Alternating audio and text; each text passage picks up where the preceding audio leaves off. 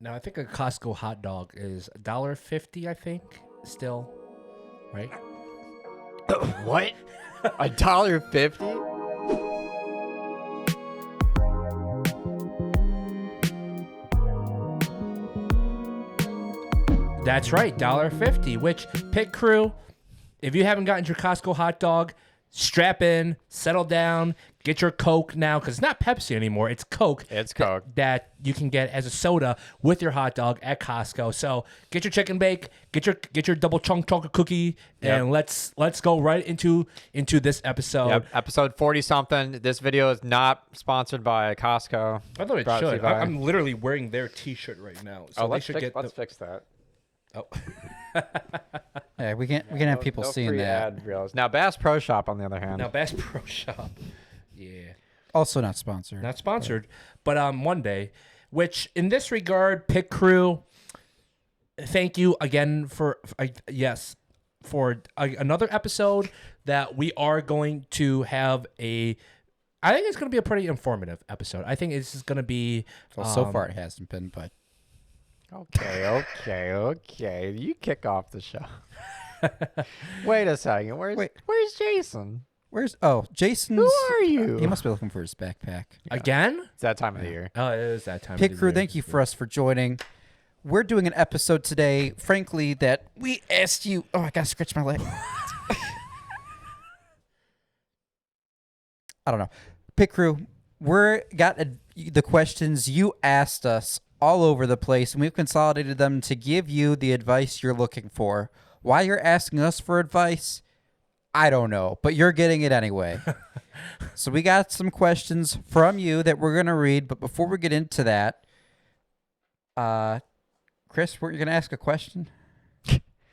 My question to you, if I can recall, yes. So right. So throughout build season officially is more or less coming to a close. I think competition season is essentially right around the corner. So It's just coming out like the day before. Teams will start before. loading them for week 1, right? Yeah, absolutely. So how are you guys feeling at the time of recording? How are you guys feeling with your team so far? How are your bots doing? Teams, just how are your teams doing? Well, I just spent a week in Florida at Tiger Spring Training. You can see the new hat right here. So I have no idea how my team is doing. Because we were on midwinter break for a week, and then I took a week off for this trip. So Did Verlander look good? Verlander, I did not see pitch, but we are. Was he there? I'm sure my kids are getting ready. I mean, we're first competition's week 2, which is a little earlier than we've been doing week 4 for our first comp the last few years. So it's definitely going to be an earlier start. So I'm sure when I get back this week, it's going to be quite a bit of a last-minute crunch to make sure everything's ready. But marketing, at least, we got our banners all set. We're doing the finishing touches on our buttons, and we'll be good to go. Wow, sounds good. How are Sounds Gators doing? We're doing pretty good. We got on the full practice field. We have a turret and we have a sliding intake. We're picking up some balls, it looks like. Going under the trench, shooting on the move. So it's looking pretty good, you know. Oh, wow. Yeah.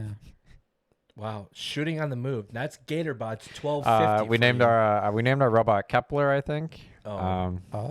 Oh. Yeah, it's looking pretty good. Yeah. Sounds great.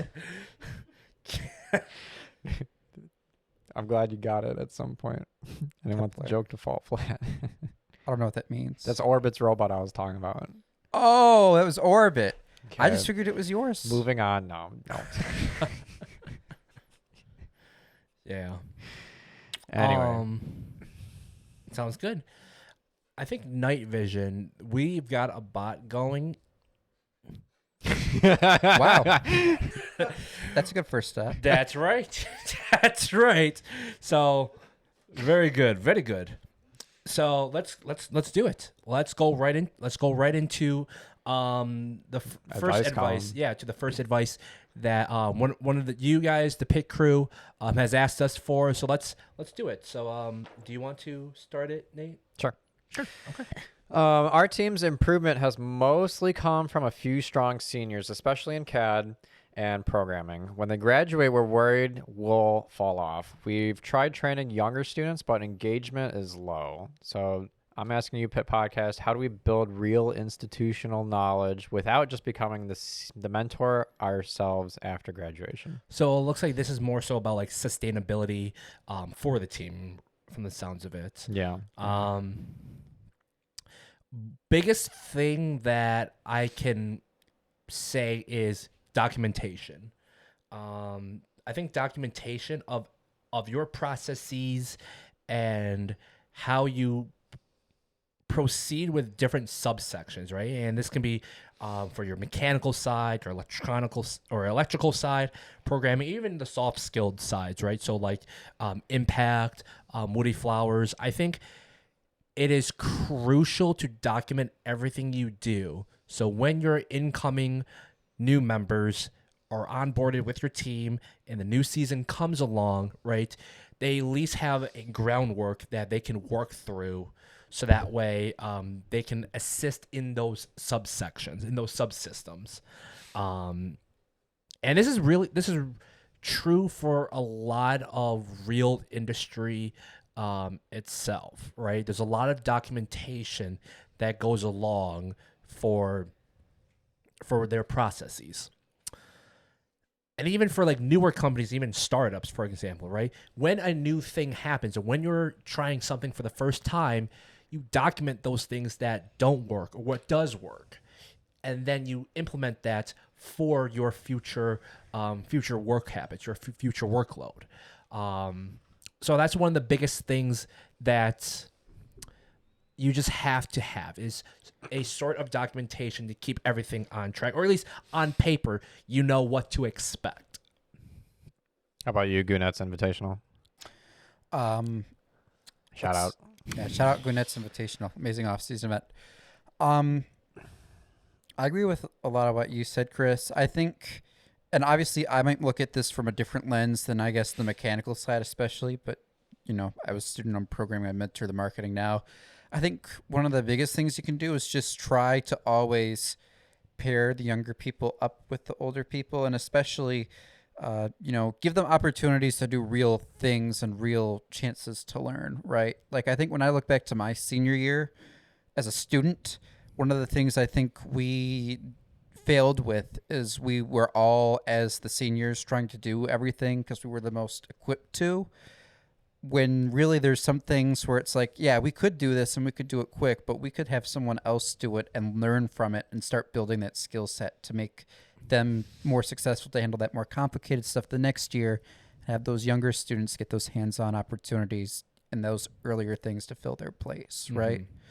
I think the other thing I'll say to this point with like the sustainability and being worried about things falling off when you graduate, for 99% of teams, unless you're one of these ones that has a ton of mentors and is really mentor focused, Sorry, I was thinking about it. like I don't know a better way to phrase it, right? But there's just going to be a lot of ebbs and flows, and I think that's true of basically any high school or college program for that matter, right? Like, there's only so much you can do because you have stronger classes and you have smaller, less interested classes, and there's kind of some sort of sinusoidal relationship to it. I think I've kind of seen over time. So, not every year is going to be the best year in team history. You just want it to kind of sinusoidally go up as you're getting those peaks and valleys. Right. Yeah. So I want to piggyback off of the idea of like hands-on work, right? The last thing you want to give your new onboarded members is essentially just like homework, right? You don't want to give them like a ton of stuff that they've got to do outside of the team, and you make sure you complete them, by now or whatnot, right? You don't want to hammer them of like stuff that they don't know what they're doing, but they're expected to do it, right? That's the last thing you want to have those new members, because again, most of these new members don't know what they're doing, or they don't know how things are supposed to be done. there's no better way to learn than through experience, right? And with experience, right, and this can be done either through right, various projects you're working on, or a task that needs to be done. Take them under your wing and show them, this is how I'm doing it, this is why I'm doing it, and here's the final result of this, right? An example that I can think of is back on my former team. We would have basically a right. We would pair up with an upperclassman.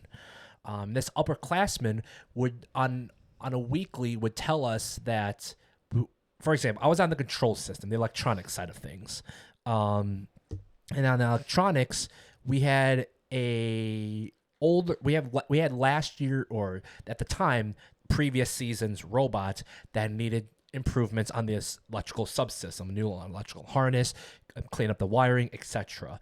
Instead of the upperclassman doing it himself and just like having us watch, he told us that here are all the components as to why they work.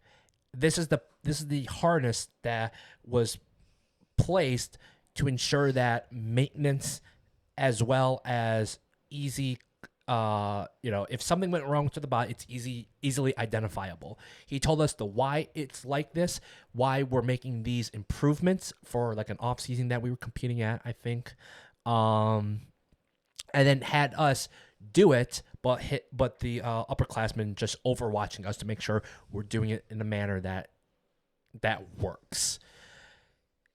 There was no better way that could have been done in any other manner. I generally do think the hands-on experience, working alongside someone that is experienced, will help pass down their knowledge of their subsection to you. So that way, when season comes, they're able to assist, more hands to accomplish the same project. So Yeah.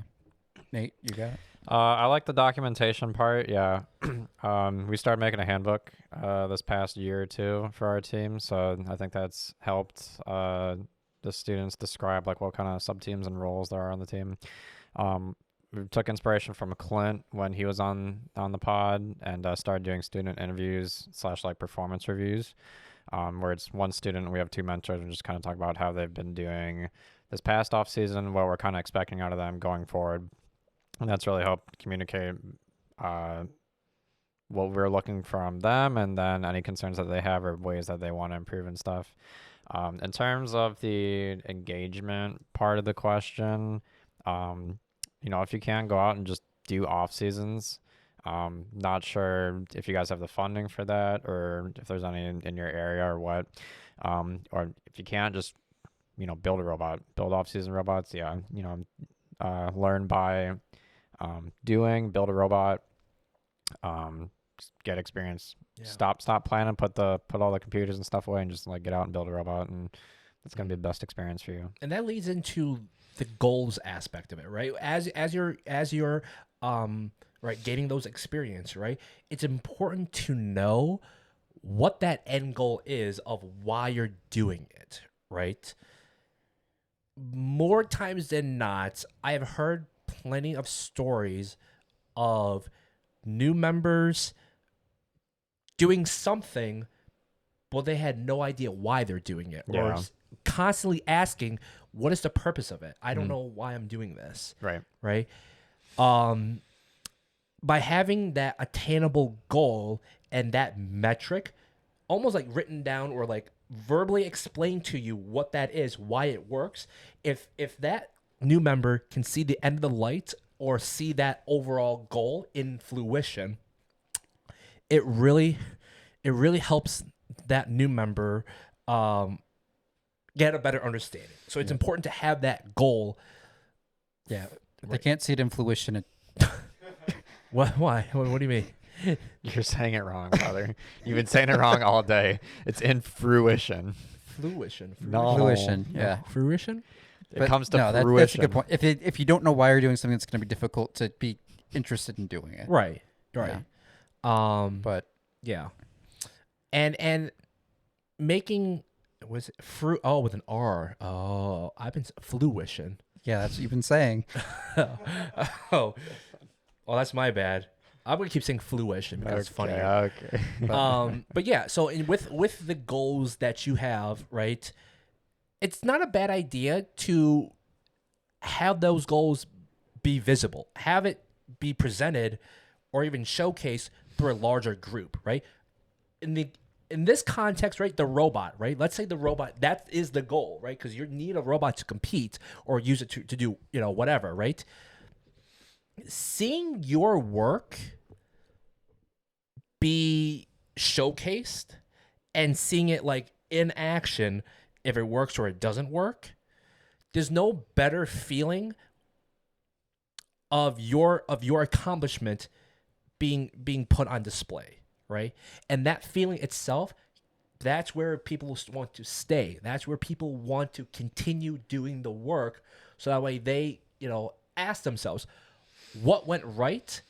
How can we improve it? Or if something didn't go right, what am I learning from it, and how can I do better on that department? There's no better feeling like that. That's why I think most students are in this program because of it, right? So by having that end goal being showed off, right?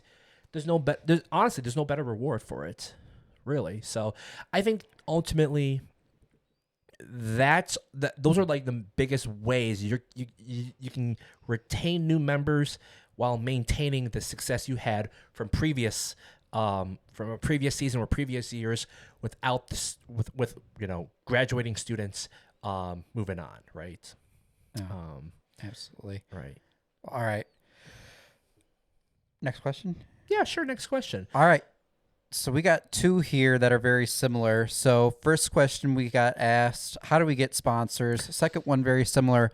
How do we form relationships with businesses so they actually want to come back and sponsor us and partner with us again long term, year over year, a repetitive situation? One of the obvious ways to get sponsorships is know who are your program partners are within your program, right? So either within the team or First Robotics, right? What are concurrent sponsors that support other teams or support this program in general, right? I see. Yeah. So like for example, like Magna. Aptiv, General Motors, right? Rev, AndyMark. These companies have applications for sponsorships. Generally, there's usually a time period to when they open up their application, they inform everybody, go apply, and see, and and they also have requirements on how to potentially win that sponsorship. I think whether it be like an essay or maybe some sort of social media thing you got to do, but whatever the case, that requirement is, it doesn't hurt to apply everywhere you go. You just got to know where to apply, right? A lot of that can be found online through social media or even word of mouth, right? In general, right? I'll use like Rev, for example, right? Rev generally opens up an application every year to apply. And by applying through them, right, there's always a chance to get those sponsorships. So I think the biggest way is, just apply. What do you think, Nate? Yeah, it's just like a job application, right? Just the worst they could say is no, right? Get your name out. In terms of like building the relationship, I think was the wording, and getting them come back. Make sure you're providing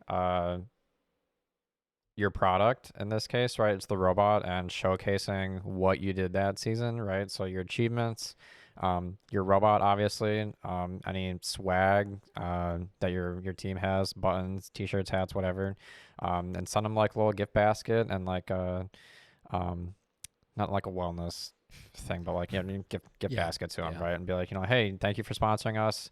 Here's a signed card from everybody on the team. Here's what we did this season. We went to states, and we would love to continue working with you guys. Have like a good point of contact with them as well, probably, who's sending the emails, and make sure, you're actually talking to a real human being and not just like a no reply at whoever.com Right. type stuff. Yeah.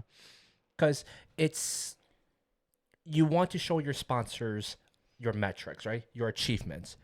Yeah. Why? Yeah. Where is their money going towards? Yeah. Right. That's another good thing too. Is that's something else we've started recording too, is in our exit survey, especially for the seniors, is like, where are you guys going? Are you guys going to college? Are you guys going into the workforce? What are you doing? How has first impacted this choice in your life? And, and kind of recording that stuff so that, we can show this to the school and show this to sponsors. And use that as well. And why Right. this is a good thing. Yeah. Right. Because when businesses and sponsors sees the accomplishments that you've made, right? That's where they get. Sorry. That's where they get out of it, right? Like, Yeah. for example, right? If for like sponsors that even sponsors just events in general, right?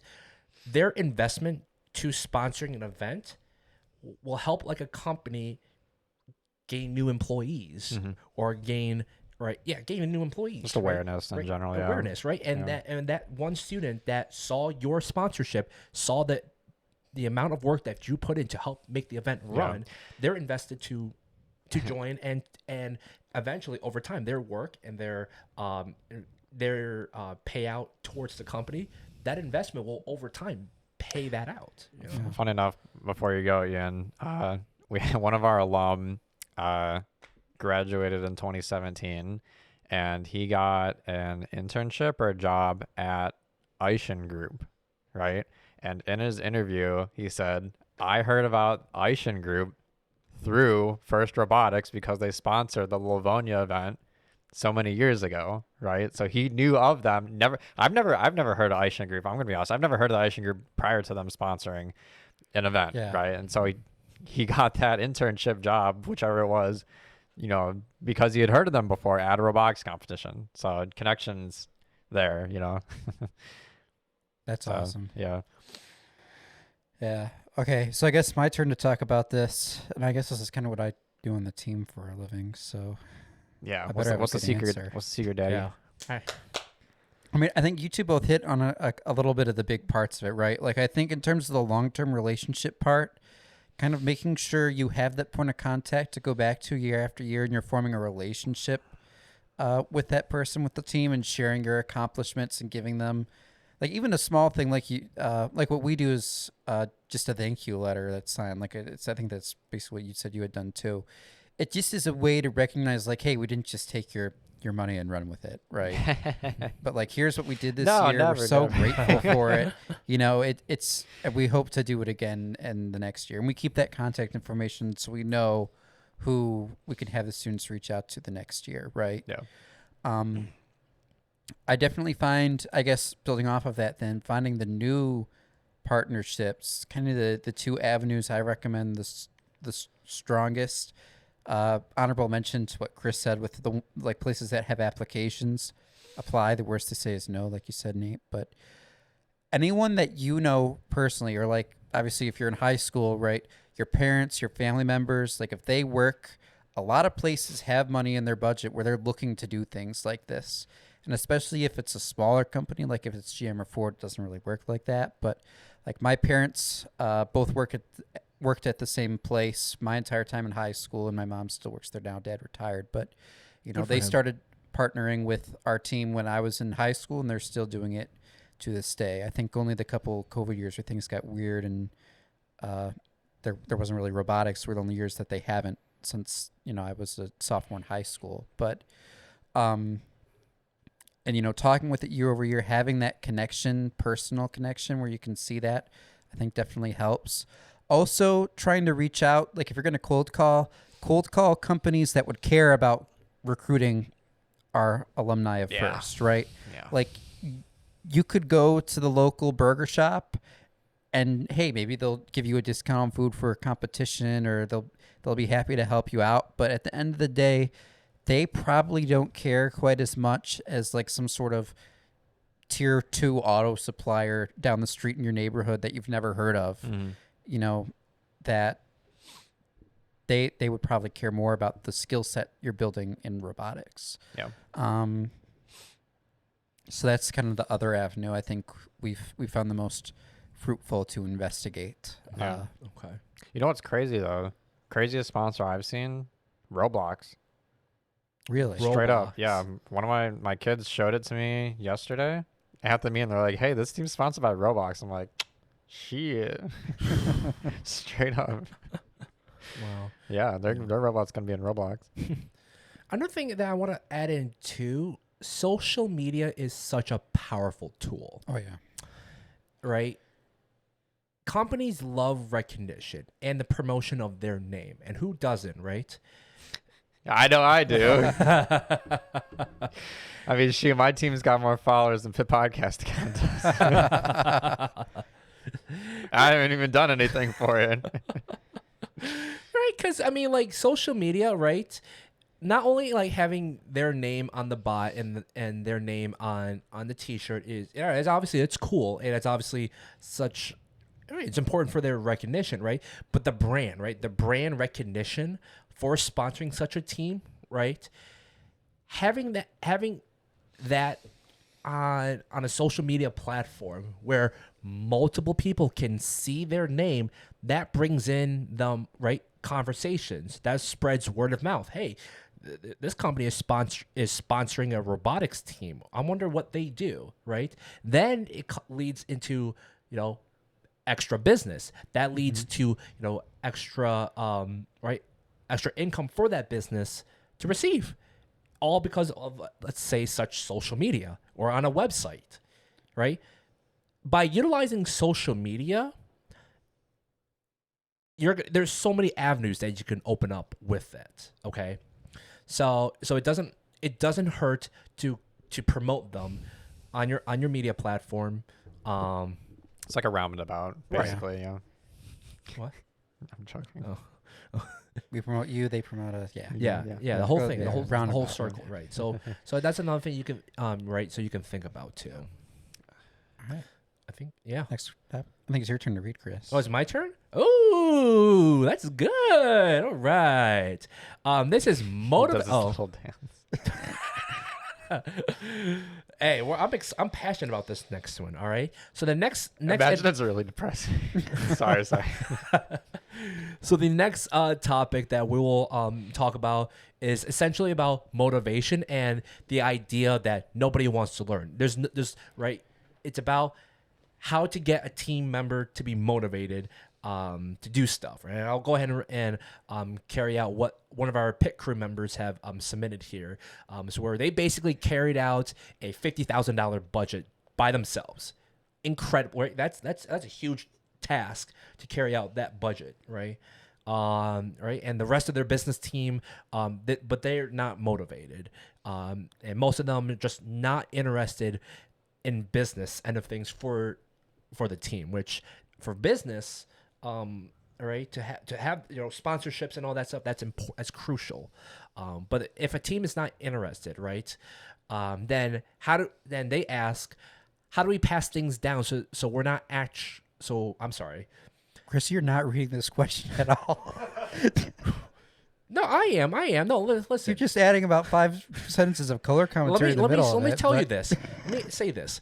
How do we pass things down so we're not, scientifically speaking, utterly cooked?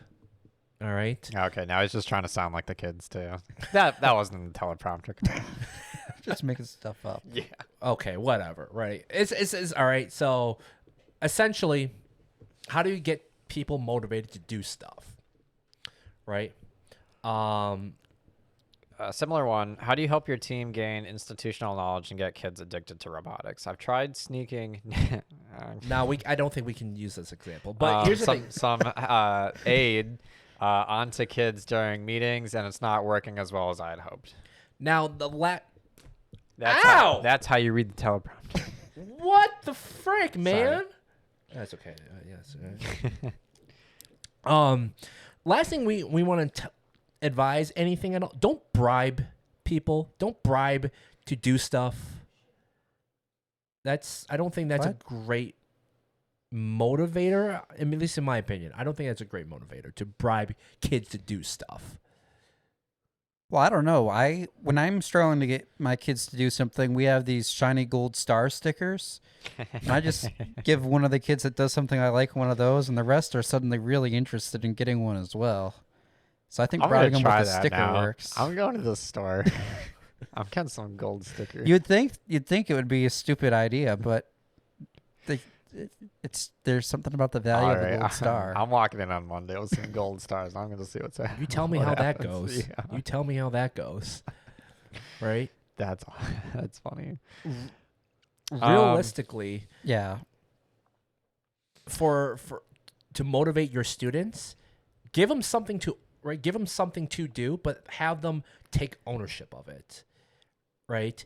I think from one of the previous questions that we discussed is to give new members and new members something tangible that they can work towards to and see it through and have it be displayed. Right? Like I said, there's no better feeling than seeing your work put into action. And if your students don't see that, or they don't have that end goal, then it's hard to get them to do something when they're just doing it just to do it. So I feel like this is kind of like the 2 questions ago or something where it was, write things down, make a handbook, pass it down from class to class. Business is a tough one, so to get motivated, I will not lie. I think where you can kind of mix things, some fun things into there is when you do the social media stuff. Because I think that's pretty common for business and social media to be the same team. If it's business specifically, I think the motivation is just, you're actually getting new sponsors and you're making money and you get to see those sponsors on the robot and your t-shirts and stuff. I think that's really cool. I get excited when I get to put new sponsors, on the t-shirt, on the robot. I think that's fun, and on the banner, right? But in general, like I said earlier, it's just get to a competition. That's the fun part of this whole thing, right? It's just being at a competition and getting to see all your friends and getting to see your robot, do well and stuff. Mm-hmm. Getting kids addicted to robotics, it starts with you. It starts with the mentors. If that is a mentor, sorry, I should start with that. It starts with the mentors. If the mentors are excited and passionate about it, then the students will also get excited and passionate about it, right? Mm-hmm. It's just like Dan Campbell firing up the lines, right? Yeah. Oh, Same that's thing. real. Yeah. Right. Yeah. My mind just went completely blank. Just died for a second. Restart. I was ready to come in hot, and then I was like, wait, what am I saying? Yeah, you're getting pumped up, I saw. Yeah. So I think there's a lot of similarities to the first question with all of this, but I think the other part of the motivation side, like you said, making it interesting, like we already talked about all that, but in terms of like a monetary side, fundraising and at least the way our team handles it, that's not a business team only thing. Like the business team will make the materials and kind of help coach through, like the business mentors will help coach through what that should look like. Mm-hmm. But every student on the team needs to make an attempt there. And you have to communicate the value of why that's important. And if they still don't care, then if you honestly want my hot take on how to do that, if you're funding a $50,000 budget by yourself, cut them off. Mm. Yeah. Yeah. If say your programmers are like, oh, I want this really cool Limelight or Carnivore, or what, I don't know what programmers are using these days, but okay, where are you getting the money for it? You gotta go fundraise and figure out how we're doing it. Yeah. Yeah, this stuff doesn't come out of thin air, right? A lot of times I go up to the kids and I'm like, here's a Kraken motor. This is your dues, basically, right? Your dues cover one motor. This stuff's not cheap. Yeah. Right.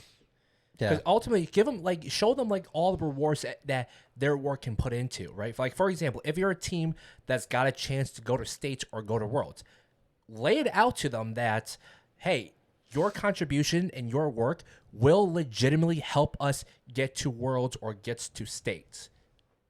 If you don't want to put in the work to go to states or go to worlds, we just can't go. And look at all these teams that is going. Look at how much fun they're having. Look at all their hard work being put on display on a statewide or at a global stage.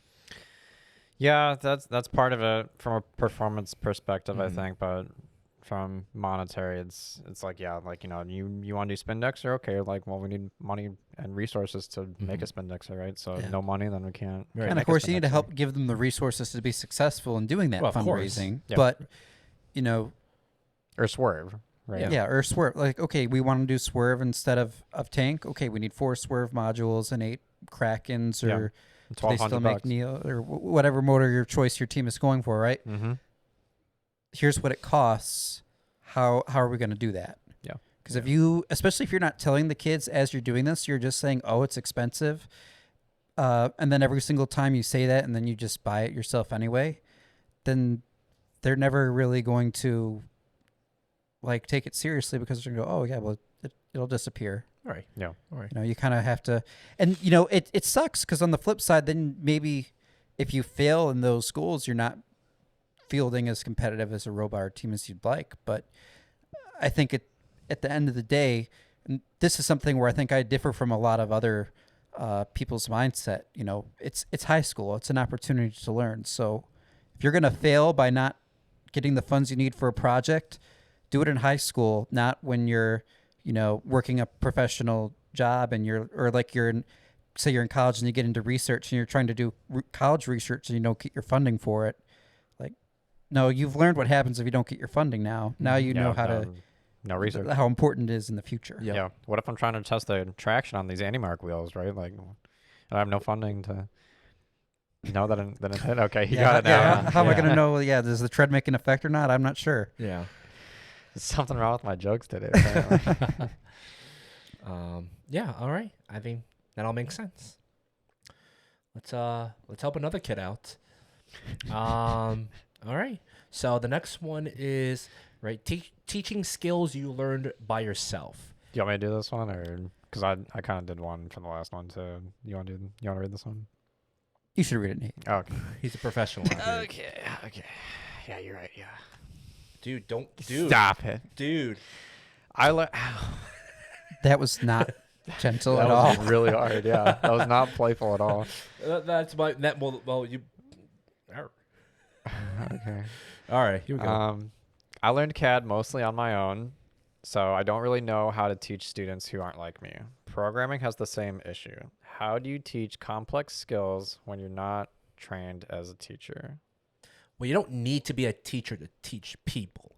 All right. I mean, maybe in K through 12, if that's your job, sure. But like experience, you don't need to be a mentor. You don't need to be a teacher to like teach that off to another new member, right? I think one of the core topics that we've discussed throughout this episode is learn by experience, learn by doing it, right? Because attention span nowadays, most kids just don't have that, right? If something is boring, if something is being lectured to them, then they're not going to retain that information.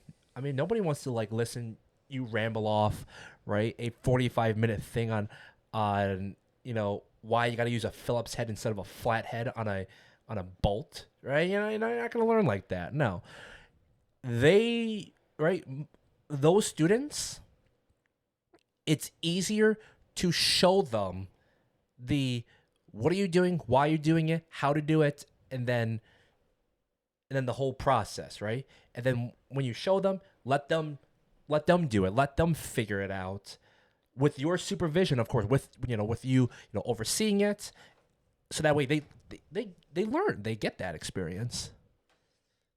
Yeah. So I think there's a couple different prongs to take this from.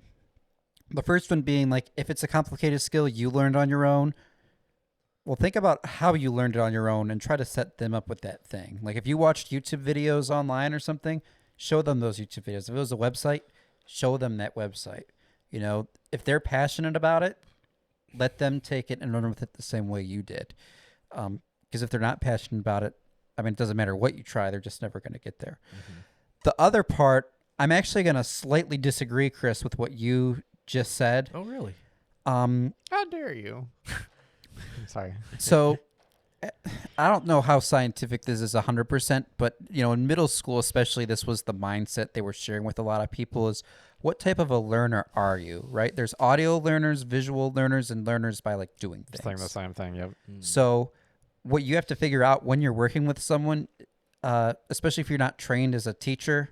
I mean, maybe you're not going to be as successful as a teacher would be, right? But how is this other person, how do they learn best? Because if you figure that out, that can help you approach things the way they will learn. Because the way they learn might be different than the way you learn.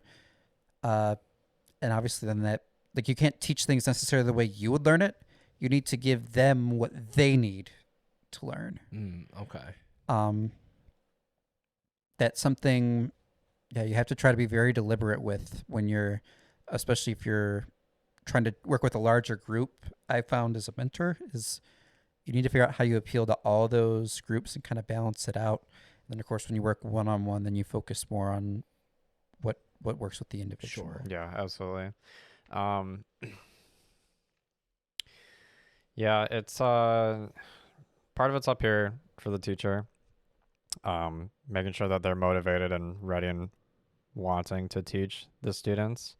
Because that one sentence that says, I don't really know how to teach students who aren't like me, that one's really sticking out to me. And it's like, if I set my mind to it, man, I'll find a way, right? Like, I don't want to let any of these kids down, but I'll find a way on how to get the point of what I'm trying to convey across, you know? CAD and software are definitely tough, especially software. Maybe that's just a thing for our team, but we do not get a lot of students who are interested in software, and it's a very, very tough subject to learn and teach. CAD, we've got a good amount of students this year trying to learn it, and I'm going to take a page out of my friend Shayna's book. She's from the Wayne Westland team.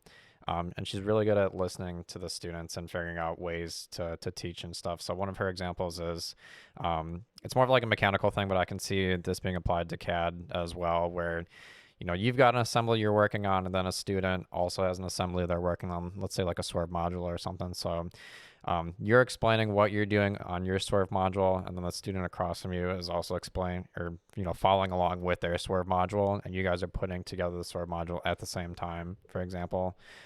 That works in pairs, or, you know, set how many oversights you got, of course.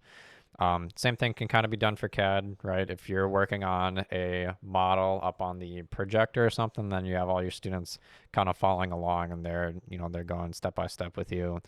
What was I going to say?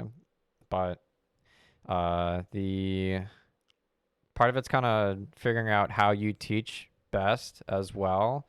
I definitely get jumbled up with my words a lot, and I rely on pictures and just kind of like pointing things out and drawing stuff to try to convey my message. So when I had to teach my students on how to use a drill, grab the drill, here's the trigger, here's the switch, battery, all other aspects of the drill, right? So here's something physical.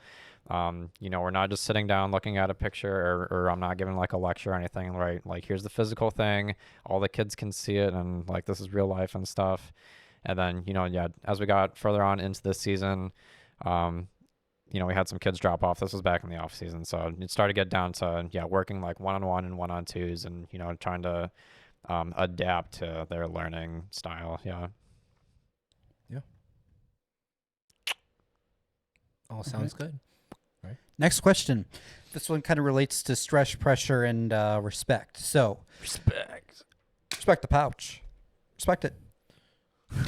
That was an ad when we were children. Probably the kids don't know that one. No. Don't step on your Capri Sun pouches. That's the moral of the story. Or you'll deflate or something.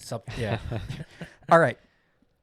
So during build season competitions, things can get really intense. When something breaks or we start losing matches, people get stressed and frustrated, and sometimes it turns into snapping at each other. How do you handle pressure in those moments without moral tanking or people feeling disrespected? So, okay, what this is basically boiling down to is your composure. Right. That is one of the biggest skill sets in this program that's it's non-negotiable, right? Respect is big. You got to respect each other and understand everyone's boundaries. And even on a personal level, for me, respect is everything. You just got to understand where the person is and like know where that just know where the level is, right? Because no one deserves to be disrespected at all. Everyone is human. Everyone makes mistakes. Everyone understands that these moments happen.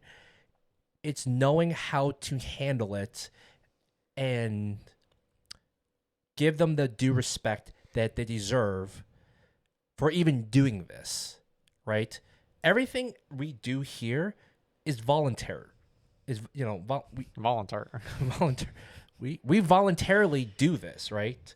Everybody, even like students, they don't have to do this program. They do it because they love the game and they want to do it. Yeah. They want to gain those experiences, right? And to downplay it and to put it off to the side as if that's nothing, Sorry. Go on. right? It's not a good feeling, right? Mm. It's not, right? Yeah. So I can tell you how I personally kind of handle pressure in situations like that, I guess. And it's a sports analogy, which probably some people don't like, but it all comes down to baseball. You know, that's kind of the first sport I got into, and I think I learned a lot about like competing on the mental side from that one. Because for those who don't know how baseball works, right? Basically, you have the bat, you're trying to hit the ball.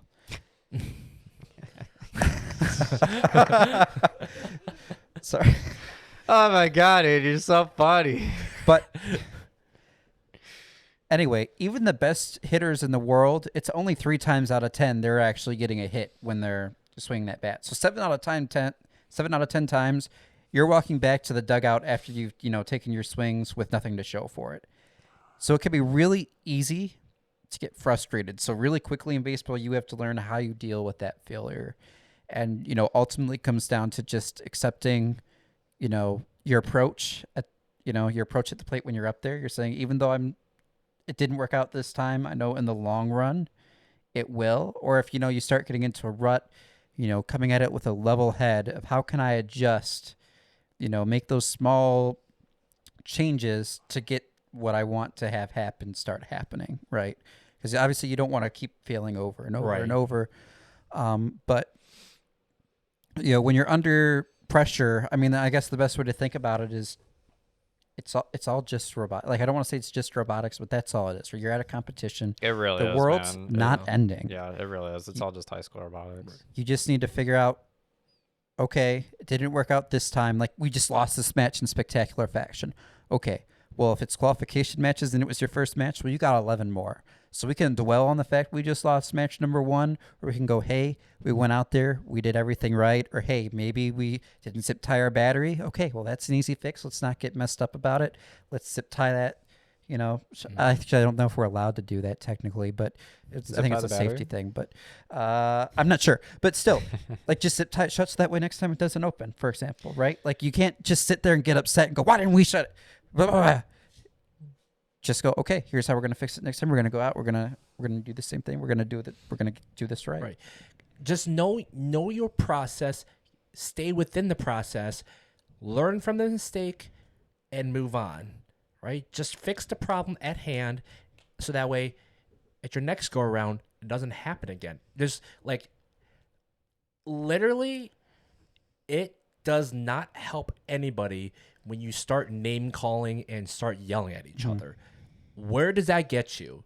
Like even in the professional world, where does it help to where you yell at people and call them names? Like, there, even the work that I do, right? In my professional work at our company, there are many instances where there has been customers of ours that would just snap at us and call us names, and this would drag on for several minutes to where the solution, the resolution, could have been done within an instant.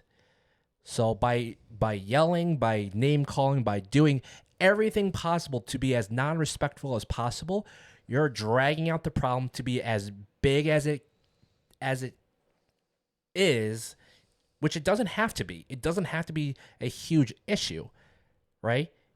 It really is learn the mistake, know what went wrong, and you move on from it. So, and there are times where it's a skill that everybody just needs to understand that it's okay. Things don't go right. Just know your boundaries. Know your process. And let's just, Yeah. Nate, you got anything on this one? Oh, absolutely, man. When I first go to a meeting, I just got to remind myself I got to leave everything at the door, right? No matter what happened at work today, no matter like if I woke up on the wrong side of the bed or not, right? Just got to like leave it at the door. I can't, impose any of my anger, frustration at any of my team members, right? So that's step number one. Number two, it's gonna start from the top, like I said earlier, and how your mentors and kind of your leadership, your student leaders are responding to something breaking and losing those matches, right? It's got to be support and, like Chris said, respect. Because I can tell you right now, like nobody is more pissed off than the person who made that mistake. Absolutely, right? Whether that's the coach or the driver, human player, whatever, right?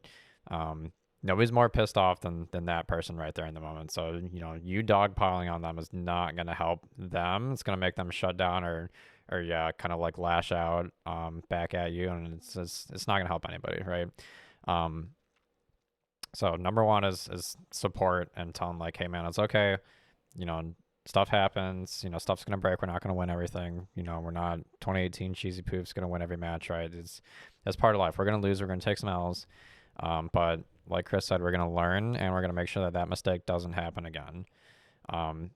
We've been really, really fortunate in the past several years that everybody on our team has been able to respect and work well with each other, and we've got good camaraderie, and that's one of our strongest aspects of our team, right? Is that like everybody, works well with each other and, respects and, dap each other up after a good match, and we give each other a pat on the back when we take a hard loss. And you got to keep your emotions in check. And when you take a big win, it's like yes, and then you celebrate, and then you kind of move on, right? The higher the highs, the lower the lows, and you gotta stay medium and keep it good. Right? Absolutely. All right. So I think we got the last one here, fitting in and making friends, right? So what advice would you give to students struggling to fit in on their own team, right? How do you make friends in first if you don't immediately click with a sub team? One thing I can say is that being your pals and then being friends within the team can be found through a shared experience, right? Losing.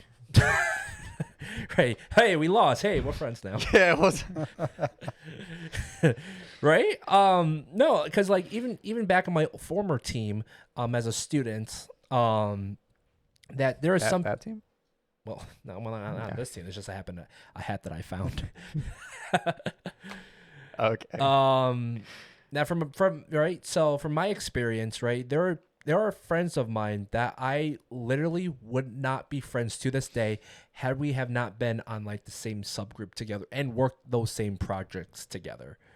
Right. So working on the same project, working on something like on a subsystem, right? Working on the impact award together, right? By having the same common experience that you just had with another person that you have no idea, that just formed a talking point. That just formed an experience that you can bounce off of each other of, hey, this sucked. Right? Hell yeah, dude. This sucked, right? Right, Ian? Yeah. Right? And now you just click now. Now you just like, Hey, you remember that time when it sucked? Yeah. right? No, because like, right? No, you got a good point. I'm just playing it up. Yeah, it's hiya, right? Hiya. This happened together, right? So now you just form that same common experience that, yeah, now you talk to each other now, right? I'm ready. I'm done. No, but those common experiences like that's I think the most important thing to remember with anything. It's impossible to have perfect chemistry on day one. Right. Kind of You're as not you start gonna have doing that. things together, you get those shared experiences, those inside jokes. That's where, a lot of that comes from. I also, obviously the best way I guess to kickstart it, I guess, and this is something difficult for me as someone who, especially in high school, is really introverted, just trying to start a conversation, right? Like the vast majority of people in first especially are all good people. No one's out to get you. No one's trying to bully you. People want to be friends. So if you try to start a conversation, try to find some sort of, common ground, like that can give you something to talk about off the bat. Like, I think, if I was a psychic and I could see in the future to like next week's episode, like maybe you watch the same television show as someone, like you're all fans of the show Survivor and you didn't even know until you talked about it. Right? What are you laughing about, boy? That show is awesome. No, I get that. I get that. Right? So it's all about just like just talk to your folks, and right, because you're on the same team now. Right? No one's out to get you. So right, just Nobody said anybody was. When I was in high school, my high school did not have a robotics team yet. So I was able to join the team that my dad was a mentor of, which is GatorBots, obviously. Yep. Thank you, Ian. I didn't know anybody, right? Entirely different school, different team, right? I knew my dad, of course, knew some of the other mentors from going to the competitions and stuff. But as far as the students, I knew nobody, right? Didn't go to any of their classes or anything like that. So definitely been there, definitely related to this question a lot. I can even remember like one of the first meetings, I think it was we went to, I forgot who was teaching it, but we went to some other workshop to learn about CAD, and I was the only kid who showed up for my team, and then John walks through the door as well to sit down, and he's the CAD god, right? John walks through the door, so he sees me there too, and he sits down with me, and we're the only two people from our team, and we're trying to learn. I think it was Creo.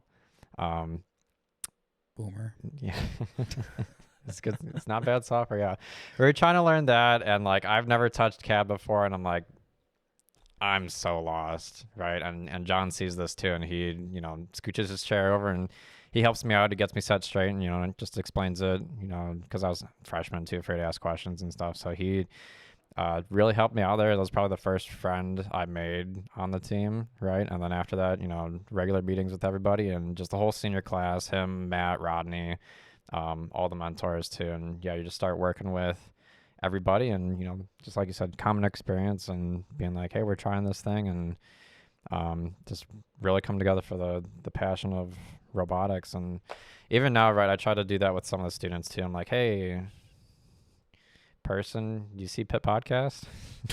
No, but I'm like, what's up? I'm some of the recent ones have been like, you're doing your driver's ed classes, so that's been an interesting experience. But yeah, just trying to see what's up in their life that's not just robotics,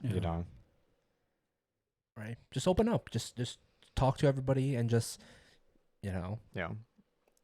get that blue banner or get that enchilito. Well, I think that was actually a good point, Nate.